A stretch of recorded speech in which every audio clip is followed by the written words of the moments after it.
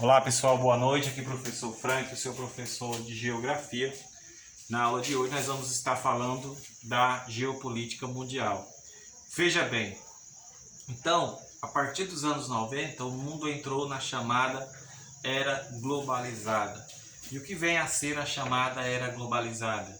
É a era onde nós adentramos, no fortalecimento do capitalismo, onde o mundo está todo conectado. Então, a partir dos anos 90, as multinacionais se espalharam por todo o mundo, as transações financeiras passaram a ser negociadas em bolsas de valores, e isso mostra,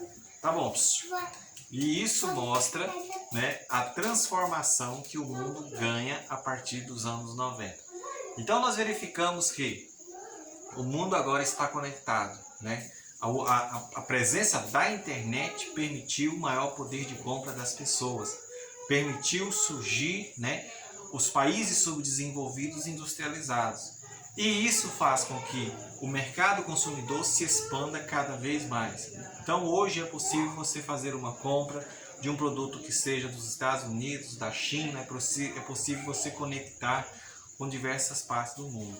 Então, a palavra globalização tem como significado principal interligado, conectado. A internet foi o grande motor que possibilitou essa conexão, que possibilitou esta interrelação. Então nós vamos classificar avanço dos meios de telecomunicação, avanço dos meios de transporte e circulação de pessoas. Então isso favoreceu o surgimento da chamada era globalizada. Então, se nós pegarmos o mundo hoje é um mundo globalizado, Qual que é a nossa configuração que nós temos hoje? Hoje o mundo é subdividido entre os países do norte e os países do sul.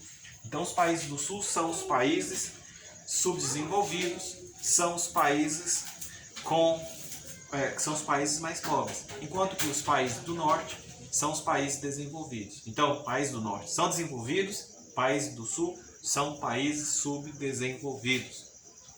Professor, mas qual que é a grande diferença entre os países desenvolvidos e os países subdesenvolvidos? Veja bem, os países desenvolvidos são os países que têm um elevado IDH, um bom padrão de vida, Então, o que é IDH? Boa renda, elevado nível de saúde e elevado nível de educação. Então, nos países desenvolvidos, verifica-se elevados padrões de vida e que os problemas sociais deles são pouquíssimos. E isso se deve graças ao processo de industrialização que aconteceu a partir do século XVIII, e isso fez com que a industrialização possibilitou a urbanização, e isso faz com que países europeus sejam países que já tenham um processo de urbanização a longo tempo, enquanto que os países subdesenvolvidos passaram por um processo de êxodo rural, principalmente a partir da década de 1960.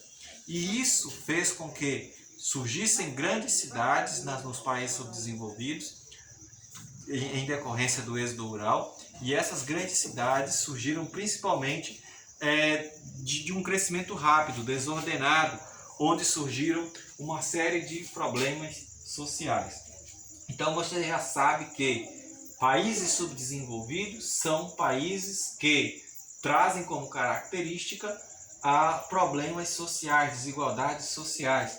Uma outra característica que vale ser ressaltada do mundo subdesenvolvido é a dependência financeira, a dependência por tecnologia, Então, com a expansão das multinacionais, as multinacionais que são grandes corporações, principalmente de países desenvolvidos, elas vão se concentrar em países subdesenvolvidos. Mas aí, esses países subdesenvolvidos vão ter que importar tecnologia, capital estrangeiro, e isso vai fazer com que sejam economias dependentes de tecnologias, Hoje, após a Guerra Fria, nós já temos um mundo que, ao mesmo tempo que é unipolar, ele também já pode ser interpretado como um mundo multipolar.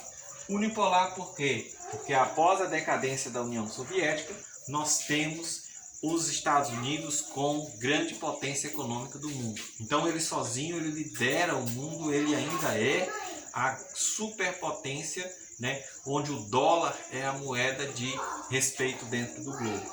Mas a partir dos anos 2000, nós já passamos a dizer que o mundo é multipolar, porque nós temos a presença da União Europeia e a China, que é um país subdesenvolvido, mas que tem trazido grandes números positivos de economia para o mundo. Então verifica-se que a China hoje já é um país, uma economia que tem crescido de forma muito agressiva, né?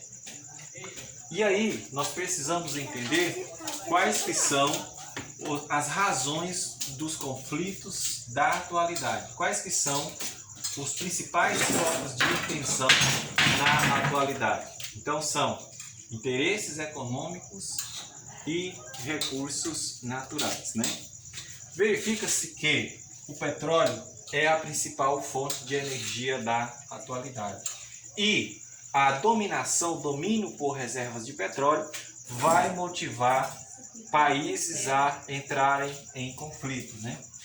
Eu trouxe para vocês como exemplo aí a forte industrialização da China tem promovido aumento do consumo de petróleo. Então esse aumento do consumo de petróleo chinês tem feito com que o preço do petróleo esteja sempre em alta, né? Mas aí vem aquela pergunta, de onde vêm as maiores reservas de petróleo do mundo? Então as maiores reservas de petróleo do mundo são do Oriente Médio, né? Da região do Oriente Asiático. E aí nós vamos verificar que essa é uma região de grande tensão, principalmente em decorrência da exploração do petróleo. Nos anos de 1990, aconteceu a Guerra do Golfo, quando o ditador Saddam Hussein, ditador iraquiano, invadiu, né, o Kuwait. E aí o Kuwait, que é um país de grande importância na produção de petróleo, foi invadido pelo Iraque.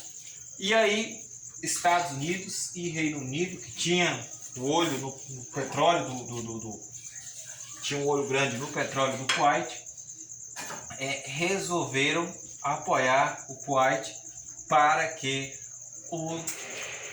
o Iraque perdesse a guerra. Então o Iraque perde a guerra do Golfo e nos anos de 2003 o então presidente dos Estados Unidos, George Bush, com a desculpa de que o Iraque tinha armas de destruição em massa, resolve invadir o Iraque, né?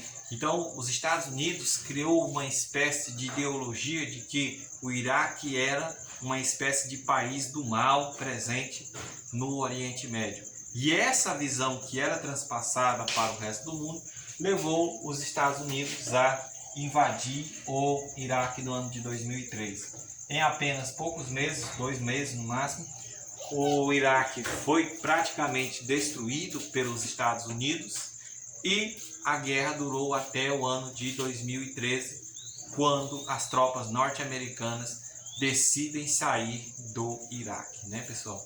Então, verifica-se que o petróleo é a principal fonte de tensão, é a principal fonte de conflitos na atualidade. E aí nós temos o Oriente Médio, uma região que é de maior importância na produção de petróleo. Temos Kuwait, Iraque, Arábia Saudita, que hoje é a maior produtora de petróleo do mundo. Então esses pontos vão ser áreas de tensão, áreas de prováveis conflitos. Espero que vocês tenham assistido a aula. Um forte abraço.